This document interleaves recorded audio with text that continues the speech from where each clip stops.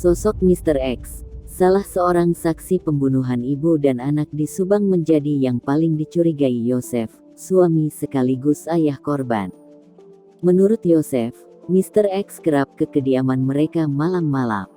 Saksi tersebut masih memiliki hubungan darah dengan korban, juga memiliki akses keluar masuk rumah. Suami korban pembunuhan ibu dan anak di Subang, Yosef, mengungkapkan kecurigaannya pada sosok Mr. X yang kini berstatus saksi. Seperti diketahui, istri dan anak Yosef, Tuti Suhartini, 55, dan Amalia Mustika Ratu, 24, ditemukan tewas di dalam bagasi mobil Alphard pada Rabu tanggal 18 Agustus tahun 2021 di kediamannya di Desa Jalan Cagak, Kecamatan Jalan Cagak, Kabupaten Subang, Jawa Barat. Kendati demikian, hingga kini pihak kepolisian belum mengungkapkan siapa terduga pelaku dalam kasus pembunuhan Tuti dan Amalia. Melalui kuasa hukumnya, Yosef mengatakan ada orang selain keluarga inti yang memiliki akses keluar masuk rumah korban.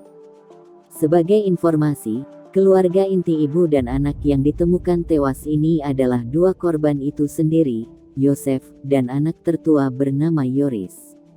Sosok Mr. X itu, kata Yosef, masih memiliki hubungan darah dengan korban.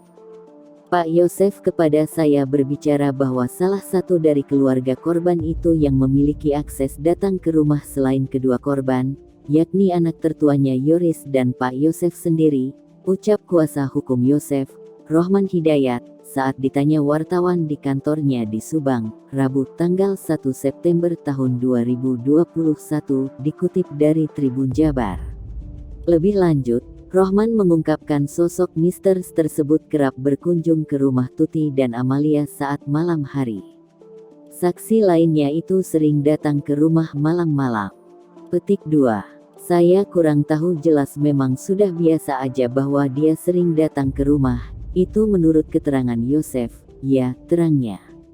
Namun, Rohmat enggan membeberkan lebih jelas mengenai Mr. X yang dicurigai Yosef karena tak ingin